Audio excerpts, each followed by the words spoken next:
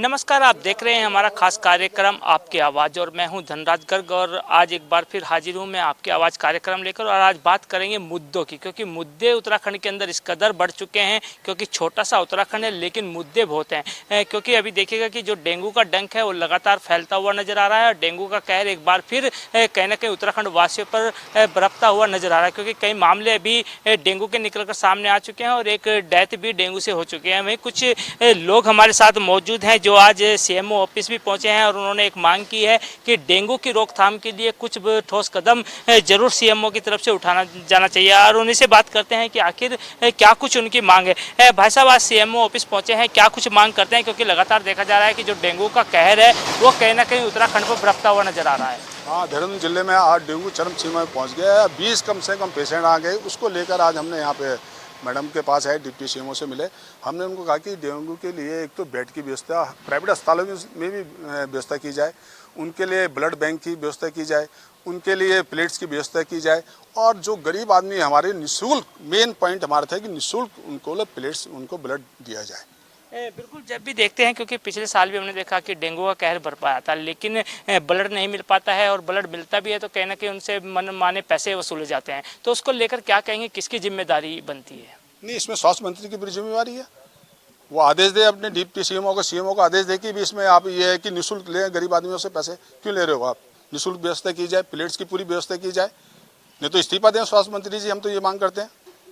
बिल्कुल, कहीं ना कहीं जिस तरीके से डेंगू अपना कहर बरसाता है और कहीं ना कहीं स्वास्थ्य विभाग एक तरीके से कहा जाए कि विफल नज़र आता है, तो उसके लिए कहीं ना कहीं एक ठोस कदम स्वास्थ्य मंत्री को जरूर उठाना होगा और स्वास्थ्य मंत्री को कहीं ना कहीं सीएमओ को, एसीएमओ को, सभी को निर्देश भी करना होगा कि किस तरीके से वो पूरी व्यवस्था बनाए, क्योंकि प्लेट्स की सबसे अधिक कमी देखने को मिलती है। भाई साहब, यदि नगर निगम की जिम्मेदारी की बात करें, क्योंकि कहीं ना कहीं नगर निगम की भी जिम्मेदारी है कि डेंगू की जो साफ़ सफाई होती है उसको पहले से ही कहीं ना कहीं साफ़ सफाई रखे ताकि डेंगू ना फैले, तो उसको कितना कारगर साबित समझते हैं आप?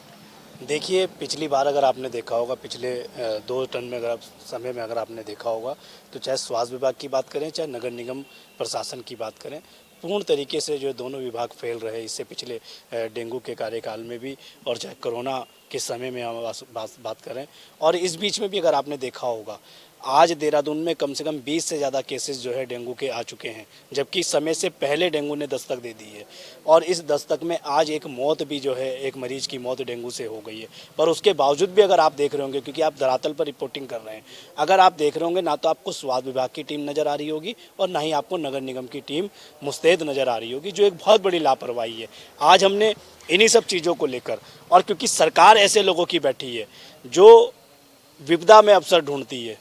आपने अगर कोरोना टाइम में देखा होगा तो इन्होंने अवसर तलाशे, पिछले साल अगर आपने डेंगू में देखा होगा तो इन्होंने अवसर तलाशे। ये अपनी वाहवाही खुद लूटने वाली सरकार है, पीठ थपथपाने वाली सरकार है। आज 20 से ज़्यादा केस डेंगू के हो चुके हैं। सरकार जो है वो हिंदू मुसलमान में जो है वो वक्फ बोर्ड पर जो है जो लगी हुई है, उन पर हिंदू मुसलमान करने में लगी हुई है। कहीं भी जो मुद्दे हैं उत्तराखंड के धरातल पर, उन मुद्दों पर सरकार गंभीर नज़र नहीं आ रही है। आज इसी को लेकर जो है हमारे कांग्रेस के जो वरिष्ठ नेता हैं विनोद चौहान जी के नेतृत्व में जो है सीएमओ ऑफिस का घेराव किया गया और एक मांग पत्र दिया गया, क्योंकि चिंता का विषय है। समय से पहले कोरोना ने दस्तक दी, आपका डेंगू ने दस्तक दी है, और जिस तरीके से केसेस बढ़ रहे हैं और कहीं भी ना तो ब्लड की व्यवस्था है, ना दवाइयों की व्यवस्था है, ना ही कहीं स्वास्थ्य विभाग ने एक जो है अपनी लिस्ट चस्पा की कि भाई कौन डॉक्टर किस टाइम जो है हाजिर रहेगा। बस्तियों का सर्वे नहीं हो रहा है। बस्तियों में जाके आप पानी का सर्वे ना तो नगर निगम कर रहा है और ना ही जो है स्वास्थ्य विभाग कर रहा है। तो ये सरकार, शासन और प्रशासन दोनों ही सचेतनीय लापरवाही है, और अगर इसी तरीके की लापरवाही प्रशासन बरतता रहा तो वो दिन दूर नहीं जब कांग्रेस के लोग स्वास्थ्य विभाग के कार्यालयों में तालाबंदी करने का काम करेंगे। बड़ा सवाल यह है कि जो सचिवालय में बैठे हैं या बड़ी कुर्सियों पर बैठे हैं वो कहीं ना कहीं एसओपी तो जारी कर देते हैं लेकिन उसका अमल नहीं किया जाता है, तो उसको किस तरह देखते हैं आप? निश्चित तौर पर बहुत गंभीर विषय है। हेल्पलाइन नंबर जारी कर दिए जाते हैं सरकार की तरफ से। जो सचिवालय में उच्च स्तर के अधिकारी बैठे हैं, या चाहे स्वास्थ्य विभाग के उच्च अधिकारी बैठे हों, चाहे मंत्री हों प्रदेश के धन सिंह रावत जी, वो एक जो है एक लिस्ट जारी कर देते हैं या हेल्पलाइन नंबर जारी कर देते हैं। पर जब जनता उन नंबरों पर संपर्क करने के लिए प्रयास करती है तो उन नंबरों पे फ़ोन नहीं उठाए जाते हैं, जनता को सुविधाएं नहीं जाती हैं। ऐसी बहुत सी मूलभूत सुविधाएं जिस पर लेकर आज हमने अपने मांग पत्र में जो है उसको रखा है। और सबसे महत्वपूर्ण जिस पर प्रमुख तरीके से हमने अपनी बात को रखा है, कोरोना टाइम में भी आपने देखा होगा ऑक्सीजन के लिए किस तरीके से जनता से लूटपाट हुई, रेमडेसिविर इंजेक्शन के लिए किस तरीके से लूटपाट हुई। हमने एक प्रमुख मांग जो है इसमें रखी है, क्योंकि सीएमओ साहब हमारे आने से पहले ही मीटिंग का बहाना करके गायब हो गए थे, क्योंकि उन्हें जवाब देने थे और वो जवाब शायद उनके पास थे नहीं, इसलिए वो गायब हो गए थे अपनी कुर्सी से। तो जो डिप्टी सीएमओ उन्होंने हमारा ज्ञापन लिया। एक प्रमुख मांग हमने रखी है कि जो प्लेटेट्स होती हैं उसके लिए एक लूट होती है जनता से, और गरीब असहाय लोग वो शुल्क कहाँ से लाएंगे, मनमाने शुल्क जो है प्लेटेट्स के लिए और ब्लड्स के लिए जो आईएमए या और जो विभाग हैं वो उनसे लेता है। तो हमने एक मांग प्रमुख रखी है कि वो निःशुल्क प्लेटेट्स का जो चार्ज है वो निःशुल्क किया जाए, और एक हेल्पलाइन नंबर जो है जारी किए जाएँ जो जनता सीधा संपर्क करे और उन्हें पता है कि यहाँ से ब्लड मिले और यहाँ से प्लेटेट्स मिले। बिल्कुल, कहीं ना कहीं अफसरशाही कहीं ना कहीं उत्तराखंड के अंदर हावी होती हुई नजर आ रही है, क्योंकि कई मंत्री भी इस तरह के आरोप लगा चुके हैं कि उत्तराखंड के अंदर अफसरशाही हावी है। और वहीं आपने सुना कि किस तरीके से अफसरशाही की एक बात करें कि सीएमओ से मिलने आते हैं लेकिन सीएमओ बैठक का बहाना बनाकर निकल जाते हैं, तो कहीं ना कहीं ये अफसरशाही कहा जाए। भाई साहब, क्या कह सकते हैं कि क्या उत्तराखंड के अंदर अफसरशाही हावी हो चुकी है? निश्चित तौर पर, और ये कांग्रेस के लोग नहीं कह रहे हैं, भारतीय जनता पार्टी की सरकार इस प्रदेश में पिछले 8 साल से है। सतपाल महाराज जी, विनोद चमोली जी, आपका क्या बोलते हैं सुबोध उनिहाल जी, ये तमाम, चाहे खजानदास राजपुर रोड विधानसभा जिस क्षेत्र में हम खड़े हैं उस क्षेत्र के विधायक हों, चाहे इससे पूर्व में जिनको मंत्री हटाया गया प्रेमचंद अग्रवाल वो हों, चाहे पूर्व मेयर गामा जी रहे हों, समय समय पर उन्होंने अफसरशाही पर सवाल उठाए हैं। और अभी हाल ही में आपने देखा होगा कि त्रिवेंद्र सिंह रावत जी जो इनके सांसद हैं, पूर्व मुख्यमंत्री है, उन्होंने सवाल खड़े किए हैं। इससे पहले पूर्व मुख्यमंत्री के रूप में तीरथ सिंह रावत जी ने सवाल खड़े किए हैं। अफसरशाही इस तरीके से बेलगाम है कि वो नेताओं को धराशायी करने का काम कर रही है, सरकार को धराशायी करने का काम कर रही है। मंत्रियों को पता नहीं होता, शासनादेश जारी हो जाते हैं, पत्र जारी हो जाते हैं, ट्रांसफ़र हो जाते हैं। और कहीं ना कहीं अगर आप अभी देखेंगे, हाल फिलहाल में ही भारतीय जनता पार्टी के पूर्व प्रदेश अध्यक्ष और विधायक चौपाल जी ने अभी 2 दिन पहले प्रेस वार्ता की। उन्होंने कहा है कि अफसरशाही इस तरह हावी है कि पिछले 25 सालों से जो विकास उत्तराखंड में होना चाहिए था वो विकास नहीं हो पा रहा है। बिल्कुल, कहीं ना कहीं अफसरशाही हावी होने के कारण कहीं ना कहीं कहा जा सकता है कि धामी सरकार की जो योजनाएं हैं उनको भी पलीता लगता हुआ नजर आ रहा है, क्योंकि तमाम जो योजनाएं हैं धामी सरकार चलाती जरूर है लेकिन वो जनता तक नहीं पहुँचती। उसका कारण सिर्फ यही है कि जागरूकता नहीं है, या फिर कहा जाए कि अफसरशाही हावी है क्योंकि अफसर उस काम को करना नहीं चाहते हैं, उन योजनाओं को देना नहीं चाहते हैं। लेकिन वही देखिएगा कि उत्तराखंड के अंदर तमाम तरह के जो मुद्दे हैं वो काफ़ी मुद्दे गंभीर हैं, चाहे वो हम स्वास्थ्य विभाग को लेकर कहें या फिर अन्य विभागों को लेकर कहें, शिक्षा को लेकर कहें, तमाम विभागों में कहीं ना कहीं इस तरह की अफसरशाही देखने को मिलती है। लेकिन वही देखिएगा कि सरकार बड़े बड़े दावे जरूर करती है कि स्वास्थ्य सेवाएं दुरुस्त हो चुकी हैं, क्योंकि अभी हाल ही में 4 धाम यात्रा भी शुरू होने वाली है। लेकिन जिस तरीके से स्वास्थ्य व्यवस्था चरमरा रही तो इससे कहीं ना कहीं एक पोल सरकार की भी खुलती हुई नजर आती है। भाई साहब, किस तरह देखते हैं इस स्वास्थ्य सेवाओं को कि उत्तराखंड के अंदर जो स्वास्थ्य सेवाएं हैं वो किस तरह की स्वास्थ्य सेवाएं हैं? देखिए, जहाँ तक कि आप उत्तराखंड में मेन सबसे पहले राजधानी की बात करोगे, राजधानी में तो यहाँ की स्वास्थ्य सेवाएं बिल्कुल चरमरा रखी हैं। आप देखिए, अभी आज हम यहाँ पे विनोद चौहान जी के नेतृत्व में ज्ञापन देने हैं, तो यहाँ पे सीएमओ साहब ही कोई बहाना बनाकर चले गए। वो कह रहे मीटिंग का बहाना, हालांकि उनसे पहले दूरभाष पे वार्ता करने से पहले टाइम लिया गया था, लेकिन उन्होंने इस बात को ना ध्यान रखते हुए उन्होंने कह दिया कि आप एसीएमओ को ज्ञापन दो। अब एसीएमओ कह रही है हमें इस बात में मैं कुछ नहीं कर सकती, तो मैं सिर्फ आपका आगे कर सकती हूँ। बस बात ये, जनता अगर जो यहाँ पे अपनी बात लेकर आए तो ये कागज इधर के उधर कर सकते हैं और बाकी कार्रवाई करने के लिए कुछ नहीं है। तो क्या लगता है अभी जो डेंगू का कहर है वो उत्तराखंड के अंदर बरपना शुरू हो चुका है, क्योंकि अभी एक डेथ भी हो गई है, तो क्या सरकार को इसके लिए कुछ ठोस कदम उठाने चाहिए? बिल्कुल, सरकार को भी पहले तो सरकार को उठाने चाहिए। अगर जो सरकार अपने विभाग को आदेश करेगी तभी काम होगा। सबसे पहले तो इस चीज़ को मंत्रियों को देखना चाहिए, मुख्यमंत्री को संज्ञान लेना चाहिए, क्योंकि काफ़ी टाइम से देहरादून के अंदर डेंगू का कहर इतना पनप रहा है कि बहुत ज़्यादा यहाँ पे लोगों की डेथ भी हो चुकी है। और अभी हाल फिलहाल में ही हो गया, कल ही हो गई है, और अभी अप्रैल ही शुरू है, बरसातें अभी 2 ही, और यहाँ पे जो है इतना ज़्यादा मतलब डेंगू का कहर एकदम स्टार्ट हो गया। अस्पतालों में मुझे लगता है नहीं कोई व्यवस्था भी है, ये अभी सिर्फ मीटिंग पे मीटिंग करने जा रहे हैं, तब तक लोगों की हालत बहुत ख़राब हो जाएगी। बिल्कुल कहीं ना कहीं जो व्यवस्थाएं हैं स्वास्थ्य सेवाएं हैं वो कहीं ना कहीं चरमराती हुई नजर आ रही है, क्योंकि डेंगू का कहर लगातार बढ़ता हुआ नजर आ रहा है और लगातार लोग बीमार हो रहे हैं और वहीं डेथ भी लोगों की होनी शुरू हो चुकी है, क्योंकि दस्तक को जो डेंगू है वो अपनी दे चुका है। हालांकि अभी मानसून आना बाकी है, मानसून अभी काफ़ी दूर है, लेकिन मानसून आने से पहले ही डेंगू के मरीज इस तरीके से आ रहे हैं तो कहीं ना कहीं एक चिंता का विषय जरूर बनता है। और इसके लिए स्वास्थ्य विभाग को भी सोचना होगा, सरकार को भी सोचना होगा कि आखिर किस तरीके से इन डेंगू के जो मामले हैं उनको किस तरीके से कम किया जा सके। भाई साहब, आप किस तरह देखते हैं स्वास्थ्य सेवाओं को? स्वास्थ्य सेवा बिल्कुल ख़त्म है, कोई भी इंतजाम नहीं है। लाखों लोगों की भीड़ वहाँ पर काउंटर पे मौजूद रहती है, कोई सुनने वाला ही नहीं है, डॉक्टर मौजूद ही नहीं है, तो क्या स्वास्थ्य सेवा है बताइए आप।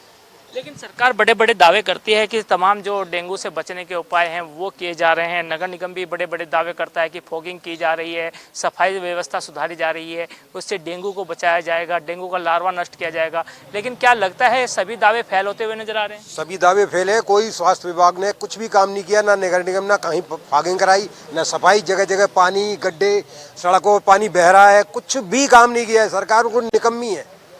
बिल्कुल कहीं ना कहीं इन्होंने साफ लफ्जों में कह दिया है कि सरकार निकम्मी है। यानी कि सरकार निकम्मी क्यों है वो भी इन्होंने बताया है कि कहीं ना कहीं जो स्वास्थ्य सेवाएं हैं वो बिल्कुल चरमराई हुई हैं। यानी कि स्वास्थ्य विभाग के जो लोग हैं वो ध्यान नहीं दे रहे हैं। इसके साथ ही देखिएगा कि सीएमओ ऑफिस ये लोग पहुंचे हैं और इन्होंने एक मांग भी की है कि जो डेंगू का डंक लगातार उत्तराखंड के अंदर फैलता हुआ नजर आ रहा है उसको रोकने का काम किया जाए, लोगों को ब्लड देने का काम किया जाए, निःशुल्क दिया जाए। और इसके साथ ही इन्होंने एक मांग और की है कि लोगों को अभी तक ये नहीं पता है कि ब्लड उनको कहाँ से उपलब्ध होगा। वो सिर्फ आईएमए के चक्कर काटते हैं लेकिन वहाँ से भी उनको ब्लड नहीं मिल पाता और काफ़ी कीमत उनसे वसूली जाती है। लेकिन कहीं ना कहीं उन्होंने अपने जो ज्ञापन उन्होंने सौंपा है उसमें साफ तौर पर मांग की है कि जो लोगों को जिसको डेंगू हो उसको ब्लड फ्री में दिया जाए और उसको कहीं ना कहीं उसकी पूरी व्यवस्था की जाए। उसको पता होना चाहिए कि आखिर उसको ब्लड कहाँ से मिलेगा, उसको टाइम ना लगाया जाए, क्योंकि इतना ब्लड में इतना समय लग जाता है कि कहीं ना कहीं इतना तक मरीज को किसी भी तरह की दिक्कत हो सकती है। उसको देखते हुए कहीं ना कहीं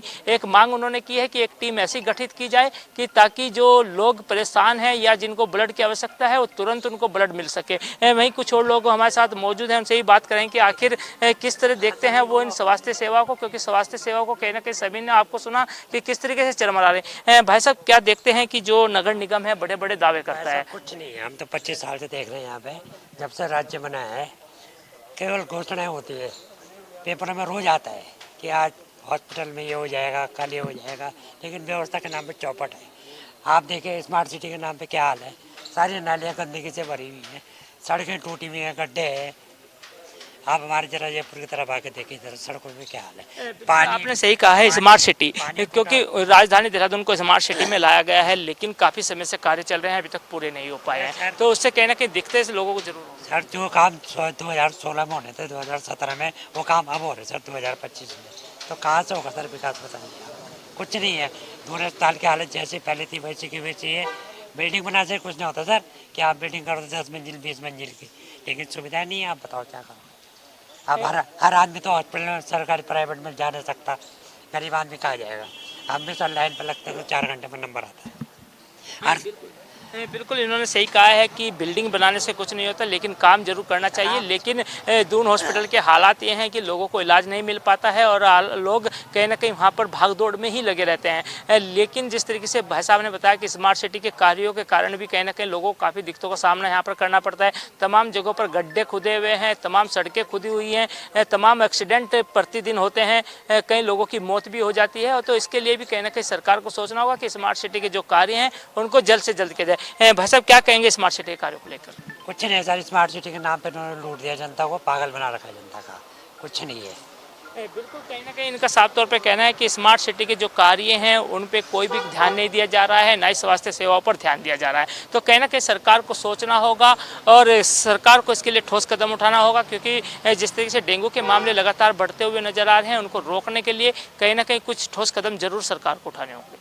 स्वास्थ्य सेवाएं लगातार उत्तराखंड के अंदर चरमराती हुई नजर आ रही हैं, जिसको लेकर लगातार कांग्रेस हो या फिर अन्य दल हो लगातार कहीं ना कहीं आवाज़ उठाते हैं, लेकिन सरकार सुनने का नाम नहीं लेती, क्योंकि डेंगू के मामले लगातार बढ़ते हुए नजर आ रहे हैं। और अभी मानसून भी नहीं आया है, लेकिन उससे पहले डेंगू के मामले बढ़ना कहीं ना कहीं चिंता का विषय जरूर है और लोगों को डेंगू का डर सताता हुआ नजर आ रहा है। वहीं हमारे साथ कांग्रेस के नेता मौजूद हैं, उनसे बात करें कि आखिर वो किस तरह देखते हैं सरकार की जो व्यवस्थाएं हैं उनको किस तरीके से देखते हैं। सर, यदि डेंगू की बात करें, क्योंकि डेंगू के मरीज लगातार बढ़ते हुए नजर आ रहे हैं, लेकिन स्वास्थ्य सेवाएं कहीं ना कहीं चरमराती हुई नजर आ रही है, किस तरह देखते हैं स्वास्थ्य सेवाओं को? देखिए, धन सिंह रावत जी जो हमारे माननीय मंत्री हैं, स्वास्थ्य मंत्री, वो लगातार बयानबाजी दे रहे हैं। पिछले दौर में मैं उनकी बयानबाजी सुन रहा था कि अब आपको खून की अगर कहीं ज़रूरत पड़ेगी तो आपको भटकना नहीं पड़ेगा, एक नंबर उन्होंने जारी किया, उस नंबर पर फ़ोन कीजिए, वहीं आपको खून उपलब्ध हो जाएगा। अगर मैं आपसे इस बात का जिक्र करूं कि लोग परेशान हैं, लोगों को ब्लड नहीं मिल पा रहा है। डेंगू की बात जहां तक आपने की है, अभी गर्मियों की शुरुआत हुई है, अभी तो कायदे में बरसात की शुरुआत भी नहीं हुई है और अभी से ही जिस तरह से डेंगू ने जोर पकड़ लिया है और मैं समझता हूँ एक कैजुअल्टी भी उस पर हो गई है, तो उसके बाद अगर आप अभी भी नहीं जागे हैं और अभी भी आप बयानबाजी तक सीमित हैं, तो मैं समझता हूँ ये ऐसा ना हो कि ये पिछले सालों की तरह ये डेंगू भयावह जो है रूप ना ले ले और फिर आप बयानबाजी करते रह जाए। मेरा निवेदन है, सरकार से भी निवेदन है और शिक्षा और स्वास्थ्य मंत्री जो हमारे धन सिंह जी हैं, उनसे भी निवेदन है कि आप कृपा करके पूरी ईमानदारी के साथ अधिकारी को जिम्मेदारी के साथ लगाइए और कहाँ कहाँ पर क्या दिक्कत है। ये कहने से नहीं होगा कि आपने कहा कि दून में पूरी व्यवस्था होगी, आपने कहा कोऑर्डिनेशन में पूरी, कोई व्यवस्था नहीं हो पाई है अभी भी जो है मरीज जो अगर डेंगू का कोई मरीज आ रहा है उसका कई मशीनें आपकी ख़राब पड़ी हैं, उन मशीनों को पहले ठीक करवाइए, जो चीज़ें चाक चौबंद करनी है उनको चाक चौबंद कीजिए, जो आपके हाथ में उसे तो पहले कीजिए। ये तो चलिए अगर डेंगू आ गया है तो उसमें थोड़ा समय लग सकता है, लेकिन जो आपके हाथ में आप उसे ठीक करिए। वो भी अगर आप ठीक नहीं कर पा रहे हैं तो मात्र बयानबाजी से काम नहीं चलेगा और ये कहीं ना कहीं अगर ज़्यादा दिक्कत अगर आएगी तो इसका खामियाजा सरकार को भुगतना पड़ेगा, मंत्री जी को जवाब देना पड़ेगा। सर, नंबर तो जारी कर दिए जाते हैं ब्लड के लिए कि आप टोल फ्री नंबर पर कॉल करके ब्लड ले सकते हैं, लेकिन अक्सर देखा जाता है कि जब इस तरह की बीमारी सामने होती है तो कहीं ना कहीं वो नंबर या तो बिजी आते हैं या फिर वो नंबर उठते नहीं हैं, तो इसके लिए क्या कुछ ठोस कदम उठाने चाहिए? नहीं, देखिए, ये तो आप अधिकारी की जिम्मेदारी लगाइए। अगर ब्लड लेने कोई कहीं भी ब्लड लेने आ रहा है तो वहाँ जो अधिकारी बैठा है उस अधिकारी से वो मिले, उसके रिश्तेदार अगर वहाँ आते, चलिए फ़ोन नहीं उठ रहा है तो अगर उसके जो मरीज है उसके रिश्तेदार अगर वहाँ जाते हैं और वो पूछते हैं, वहाँ पर अधिकारी नहीं मिलता है, जिम्मेदार अधिकारी, वहाँ पर भी जो है वो आगे दूसरे तीसरे को भेजने का काम करते हैं और इससे कहीं ना कहीं मरीजों को बहुत बड़ी परेशानी होती है, मरीजों के तीमारदारों को बहुत ज़्यादा परेशानी होती है। और आपने अगर नंबर दिया है तो ईमानदारी के साथ आप ब्लड की व्यवस्था भी कराइए, खाली नंबर से काम नहीं चलेगा। सर, यदि पहाड़ों की बात करें, क्योंकि पहाड़ों में बड़े बड़े दावे कहीं ना कहीं सरकार करती है और शासन प्रशासन भी बड़े बड़े दावे करता है कि क्योंकि चारधाम यात्रा भी जल्द शुरू होने वाली है, स्वास्थ्य सेवाओं को लेकर किस तरह देखते हैं पहाड़ों में, क्या जो व्यवस्थाएं होनी चाहिए वो दुरुस्त हैं? नहीं, देखिए, एक बात मैं बहुत साफ कह दूं, पहाड़ों का जहाँ तक सवाल है, पहाड़ों की जो व्यवस्था है, स्वास्थ्य व्यवस्था तो बहुत चरमरा है। वहाँ तो आप ये सोचिए कि लोग भगवान भरोसे चल रहे हैं। आज भी अगर 8-8, 10-10 किलोमीटर रात को जो है वो डंडी और कंडियों पर जो है लेकर उनको लेके जाना पड़ता है और सड़क नहीं है। लोग किस तरह से, और कई गांव में जब पुरुष नहीं होते, महिलाएं कंधों पर लेकर उनको जाती हैं और 10 से 15 किलोमीटर दूर तक जाती है। CST में आ गए, वहाँ कोई व्यवस्था नहीं है, फिर वहाँ से वो श्रीनगर मेडिकल कॉलेज में भेजेंगे, वहाँ व्यवस्था नहीं होती, फिर वो देहरादून भेजेंगे, मरीज तो बेचारा रास्ते में दम तोड़ देता है। आप ईमानदारी के साथ जो है पहाड़ों की स्वास्थ्य व्यवस्थाओं को ठीक कीजिए। अभी तो आपके डॉक्टरों के जो स्पेशलिस्ट डॉक्टर हैं उनके अभी आपके इंटरव्यू चल रहे हैं, तो कब जाएंगे डॉक्टर? ये चीज़ें समय से चाक चौबंद क्यों नहीं सरकार कर देती है? और अब देखिए, आप लगातार, अब आप ये कहें कि चलिए आप पिछले 2017 से लेकर आज 25 हो गया, 8 साल से लगातार आपकी सरकार है, तो पिछले 8 सालों में तो मैं समझता हूँ आपको सारी व्यवस्थाओं को चाक चौबंद कर देना चाहिए था। चलिए, नहीं हो पाई है। अब चारधाम यात्रा सड़क आपके सिर पर है और चारधाम यात्रा में जिस तरह से लगातार लाखों लाख रजिस्ट्रेशन हो रहे हैं और आप कह रहे हैं कि सारी व्यवस्था चाक चौबंद है, वहाँ भी व्यवस्था है, चाक चौबंद नहीं है। आज भी आप ऋषिकेश में चले जाइए, जब 2:30 से 3 बजे तक जो जाम लगता है, 4-4, 5-5 घंटे के जाम लग रहे हैं, अभी भी आपने वहाँ कोई व्यवस्था नहीं की है। समय रहते हुए व्यवस्था कीजिए और अच्छा संदेश एक प्रदेश का जाना चाहिए कि दिन प्रतिदिन प्रतिवर्ष जो है ये एक मैसेज जाना चाहिए कि अब व्यवस्थाएं सुधर रही हैं, लेकिन अभी तक ऐसा मैसेज जा नहीं रहा। बिल्कुल कहीं ना कहीं जो स्वास्थ्य सेवाएं हैं वो चरमराई हुई है, क्योंकि पहाड़ों की यदि बात करें तो पहाड़ों के हालात इतने बद से बदतर हो चुके हैं कि लोगों को अपने मरीजों को कंधों पर उठाकर कई कई 100 किलोमीटर दूर ले जाना पड़ता है, और जब वहाँ पर भी उनका इलाज नहीं होता है तो उनको देहरादून पहुँचना पड़ता है। तो इससे कहीं ना कहीं स्वास्थ्य सेवाएँ जरूर चरमराती हुई नजर आ रही हैं। लेकिन वहीं चारधाम यात्रा सर पर है, लेकिन व्यवस्थाएँ पूरी नहीं हो पाई हैं। हालाँकि सरकार और शासन प्रशासन बड़े बड़े दावे जरूर कर रहे हैं कि जो व्यवस्थाएँ हैं चारधाम यात्रा की वो दुरुस्त कर दी गई हैं, लेकिन अभी भी आपने सुना कि किस तरीके से जो व्यवस्थाएं हैं वो चरमराई हुई हैं। लेकिन अब देखने वाली बात ये होगी कि क्या 30 अप्रैल से पहले, यानी कि चारधाम यात्रा शुरू होने से पहले, क्या जो व्यवस्थाएं इस तरह की चरमराई हुई हैं क्या वो दुरुस्त की जाती हैं या नहीं, ये तो आने वाला समय बताएगा। लेकिन अभी ये कहा जा सकता है कि अभी जो व्यवस्थाएं हैं वो चरमराई हुई हैं। मैम, यदि स्वास्थ्य सेवाओं की बात करें, क्योंकि हम देख रहे हैं कि अभी गर्मियों का सीजन शुरू हुआ है और डेंगू के मामले बढ़कर सामने आ रहे हैं, लेकिन स्वास्थ्य सेवाएं कहीं ना कहीं चरमराती हुई नजर आ रही है। क्योंकि दोनों हॉस्पिटल की बात करें, मशीनें दुरुस्त नहीं है, उसके साथ ही ब्लड लोगों को नहीं मिल पा रहा है, प्लेटलेट्स नहीं मिल पा रहे हैं। तो किस तरह देखते हैं इस व्यवस्था को? देखिए बिल्कुल, और भारतीय जनता पार्टी जो दावे करती है, ये जो बातें सामने आ रही हैं, ये उन दावों की पोल खोलने का कार्य करते हैं। और जब जो है नगर निगम में इनका मेयर इलेक्शन था, आपने देखा तो संकल्प पत्र में इन्होंने सबसे पहले ये वादा किया था कि जो कूड़ा है, कूड़े का निस्तारण करने का कार्य करेंगे, और जो ड्रेनेज लाइन है, जो ओपन ड्रेनेज है, उसको सुधारने का कार्य करेंगे, सीवर लाइनों का कार्य करेंगे। आज देखिए जो है इतना वक्त बीत चुका है, आज भी सड़कों पर हर जगह कूड़ा आपको इकट्ठा नज़र आ जाएगा। और बिल्कुल कूड़ा इकट्ठा है, पानी इकट्ठा है, सीवर लाइन का पानी लोगों के घरों में और सड़कों पर जा रहा है। अगर मैं बात करूँ आमवाला तरला की भी बात करूँ, नाला पानी चौक की बात कर लूँ, सहजधारा रोड की बात कर लूँ, तो सीवर लाइन ऐसी बिछाई है इन्होंने जो टूट गई है, और उसका पानी लोगों के घरों में और दुकानों में जा रहा है, उससे मच्छर उत्पन्न हो रहे हैं। लेकिन अभी तक सरकार ने इसकी कोई भी व्यवस्था नहीं की है, कोई व्यवस्था दुरुस्त करने का कार्य नहीं किया।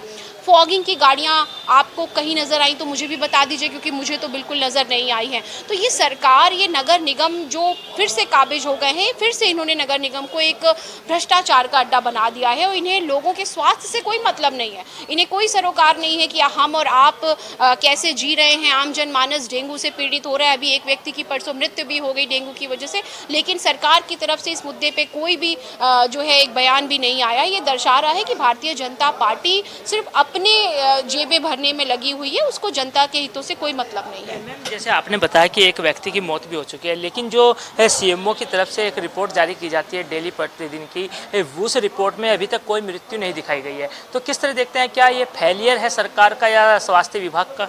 देखिए, ये सरकार और स्वास्थ्य विभाग दोनों की जो है मुझे लगता है फेलियर है, क्योंकि भारतीय जनता पार्टी जो आंकड़े हैं ना, वो छुपाने में माहिर है। और ये आपने कोविड कार्यकाल में देख लिया कि जहां पूरा विश्व ये कह रहा है कि हम शमशान घाट में टोकन लगाने की स्थिति में है, और आप कह रहे हैं कि हमारे यहाँ लाखों में मृत्यु नहीं हुई, हमारे यहाँ सबसे कम मृत्यु हुई है। तो यही हाल है। आप जो बिल्कुल सीएमओ को ये आदेश होता है, कोई भी अगर महामारी फैलती है तो कि वो शाम को रिपोर्ट तैयार करे और कितने लोग एडमिट हुए, कितने डिस्चार्ज हुए, कितने लोगों की मृत्यु हुई है, इसका आंकड़ा देने का कार्य करे। तो बिल्कुल सरकार ने ये झूठा आंकड़ा दिया है, क्योंकि अभी परसों ही एक व्यक्ति की जो है डेंगू से उसी दून अस्पताल में मृत्यु हुई है।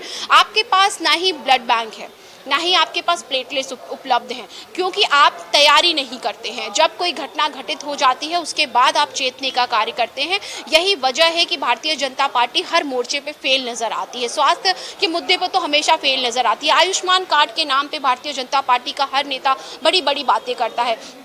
आज अस्पताल आयुष्मान कार्ड नहीं ले रहे हैं, क्योंकि वो ये कह रहे हैं कि भैया उनके ऊपर ऑलरेडी करोड़ों रुपए जो है सरकार का बकाया है, सरकार उन्हें नहीं दे रही है, तो वो अब इसको एक्सेप्ट नहीं करेंगे। यही हाल गोल्डन कार्ड की तरफ है, जो आपने सरकारी कर्मचारियों को जो देने का कार्य किया है, वो भी स्वीकार नहीं कर रहे अस्पताल, क्योंकि उनका तो 500 करोड़ से भी ज़्यादा का जो है बकायेदारी जो है सरकार पर है। तो सरकार के दावे सिर्फ एक दावे होते हैं, हवाई दावे होते हैं। धरातल पर भारतीय जनता पार्टी सिर्फ और सिर्फ शून्य है, और उन्हें कहीं ऐसा लग रहा है कि वो हर बार ध्रुवीकरण और सांप्रदायिकता फैला करके जनता को बेवकूफ़ बनाने का कार्य करेंगे। तो जनता अब समझदार हो चुकी है और पहाड़ों पे आपने देखा किस तरीके से निकाय चुनाव में जनता ने भारतीय जनता पार्टी को उनकी असली जगह दिखाने का कार्य किया है। और आप देखिएगा आने वाले पंचायत चुनाव में भी यही दृश्य दिखने को मिलेगा। और 2027 के बाद तो भाजपा का मुझे लगता है सालों साल कहीं पे नंबर नहीं आने वाला है सरकार में। बिल्कुल, कहीं ना कहीं जो स्वास्थ्य सेवाएं हैं उनको लेकर सवाल खड़े होना लाजमी है, क्योंकि हमने देखा कि एक मौत